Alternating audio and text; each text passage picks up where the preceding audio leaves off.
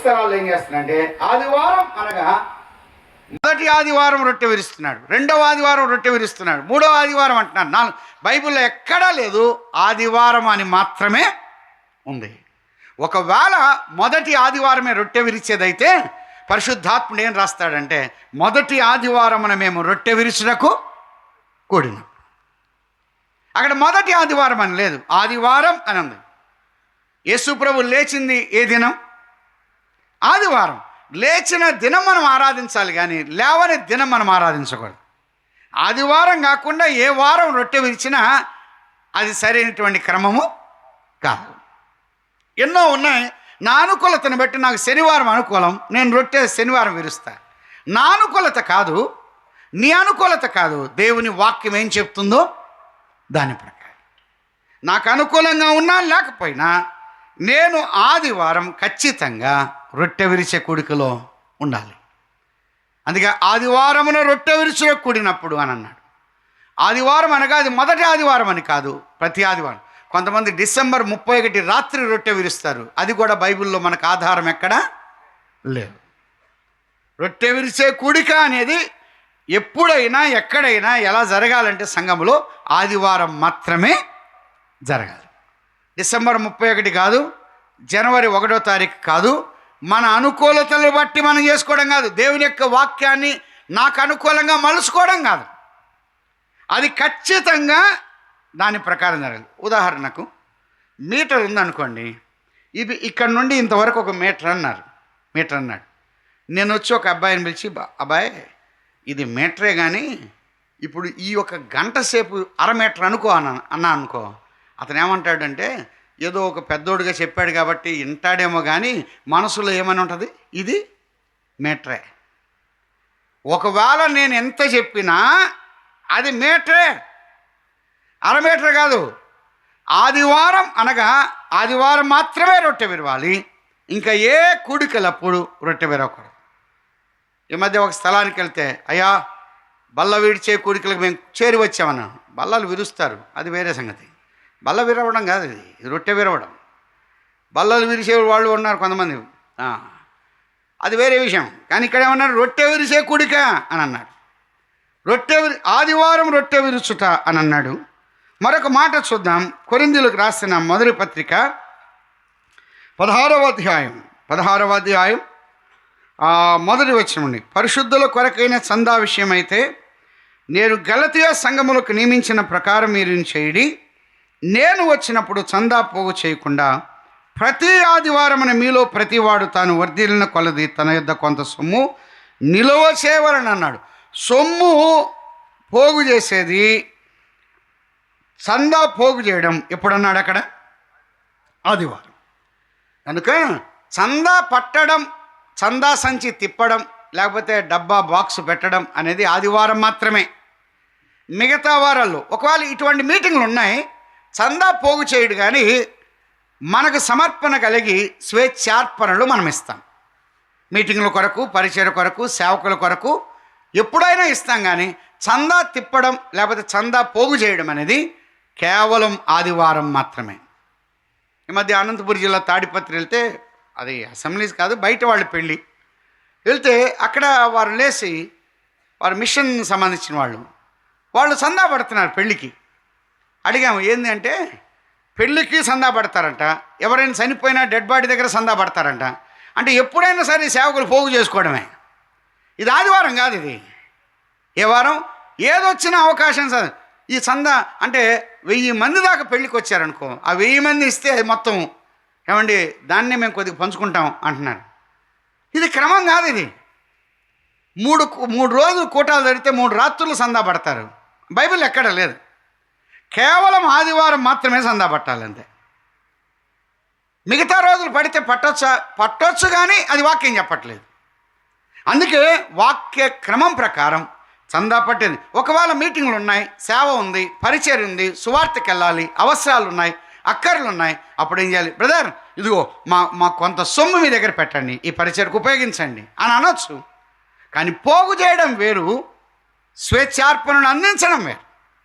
అందుకే ఆదివారమున చందా మేము పోగు చేస్తున్నాం, ఆదివారమున రొట్టె విరుస్తున్నాం, ఆదివారము అనగా 4 సువార్తల్లో యేసు క్రీస్తు ప్రభువారు లేచిన దినం. ఏ దినం అది? ఆదివారం. ఆదివారము కాకుండా శనివారం ఆరాధించడానికి వీలు లేదు. శనివారం ఆరాధన చేస్తున్నామంటే ఆయన ఘనతను, ఆయన ఔన్నత్యాన్ని మనం తగ్గిస్తున్నాము అని దాని భావం. శనివారం ఆయన లేవల, ఆదివారం ఆయన లేచాడు. 4 సువార్తలు ఏముందంటే ఆదివారం అని ఉంది, కానీ ఇంగ్లీష్లో ఏముందంటే the first day of the week అని ఉంది. వారములలో మొదటిది ఆది అనే దాని అర్థం. అలాగైనట్లయితే ఆదివారమున రొట్టె విరుస్తున్నారు. ఇక్కడ ఒక విషయాన్ని మనం చూద్దాం. 20వ అధ్యాయం 7వ వచనం. ఆదివారం మేము రొట్టె విరుసులో కూడినప్పుడు, ఆ మేడగది అన్నాడు, అది 3వ అంతస్తు. ఆ మేడగదిలో ఏం జరిగిందంటే ఒకటి రొట్టె విరిసే కూడిక ఉన్నది. ఆ మేడగదిలో ఏమున్నది? రొట్టె విరుస్తున్నారు.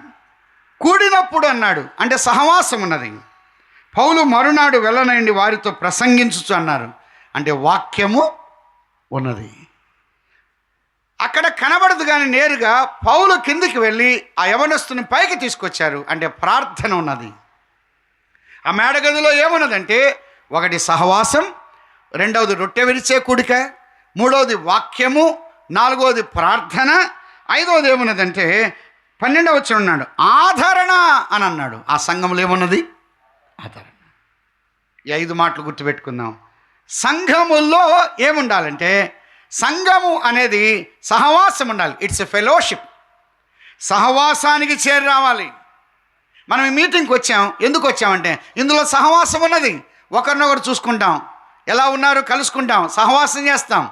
సహవాసం అనేది బలాన్ని ఇస్తుంది, శక్తిని ఇస్తుంది, మనం నిలబెడుతుంది. అందుకే ఆ సంఘములో సహవాసం ఉన్నది. ఆ సంఘములో రొట్టె విరిచే కూడిక ఉన్నది. ఆ సంఘములో పౌలు వాక్యం ప్రకటిస్తూ ఉన్నాడు, ప్రసంగిస్తున్నాడు. అంటే వాక్యం ఉన్నది. సంఘము అనగా ఏముండాలి? వాక్యం ఉండాలి. వాక్య ధ్యానం ఉన్నది. వాక్యానికి ప్రాధాన్యత ఇచ్చారు. ఆ సంఘములో ప్రార్థన ఉన్నది. ఆ సంఘములో ఆదరణ ఉన్నది. అపోస్తుల కార్యం 9వ అధ్యాయం 31వ వచనం. 9:31. కావున యూదయ, గలిలయ, సమరయ దేశములనంతర సంఘము క్షేమాభివృద్ధి నందుచు సమాధానము కలిగి ఉండెను. మరియు ప్రభువునందు భయమును పరిశుద్ధాత్మ ఆదరణ కలిగి నడుచుకొనుచు విస్తరించుచు ఆ సంఘములో ఆదరణ ఉన్నది. అమ్మాయ, సంఘానికి ఎందుకు ఒక విశ్వాసి చేరి రావాలంటే సహవాసం, ఇట్స్ ఎ ఫెలోషిప్ అని అన్నాడు. ఆయనతో సహవాసం అన్నాడు. యోబు గ్రంథం 22వ అధ్యాయం 21వ వచనం. యోబు గ్రంథం 22వ అధ్యాయం 21వ వచనం ఏమన్నాడు? ఆయనతో సహవాసము చేసినడలా నీకు సమాధానము కలుగను. ఆయన సహవాసం దేనికి దారితీస్తుంది? సమాధానానికి దారితీస్తుంది. దుష్టుల సహవాసం అసమాధానానికి దారితీస్తుంది. ఆయనతో సహవాసము చేస్తే సమాధానం ఉన్నది, సంఘములో ఆదరణ ఉన్నది. అమ్మాయ, లోకములో పొందని ఆదరణ ఒక విశ్వాసి సంఘములో పొందుతాడు. సంఘములో పెద్దలు కానీ, సేవకులు కానీ, పరిచారకులు కానీ ఉన్నారంటే సంఘ ఆదరణ కొరకు ప్రయాసపడాలి. ఆదరించాలంటే ఎవరైనా వచ్చారు వారిని ఆదరించాలి. హాస్పిటల్లో ఉన్నారు, ఆదరించాలి. వారి ఇబ్బందులు ఉన్నారు, వారి ఇబ్బందుల్లో మనము తోడ్పడాలి, వారితో కలిసి సహవాసం చేయాలి. ఈ విధంగా సంఘము క్షేమాభివృద్ధి చెందుతుంది. సంఘ క్షేమాభివృద్ధి ఆదరణ ద్వారా జరుగుతుంది. మనకు చెప్పాలని కాదు, కొన్నిసార్లు మనకు చెప్పకపోయినా మనకు విషయం తెలిసింది, ఫలాని బ్రదర్ బాగలేదని, వెంటనే ఆ వార్త తెలుసుకొని మనం ఆ ఇంటికి మనం వెళ్ళి ఏం చేయాలి? ఆదరించాలి. వాళ్ళు అంటారు, అరే సంఘములో నేను ఎంతగా ఆదరించారు అని. కొన్నిసార్లు కొంతమంది కొత్తగా మందిరానికి వస్తే పట్టించుకునే వాళ్ళే ఉండరు, పలకరించరు. 2 వారాలైనా 3 వారాలేమో.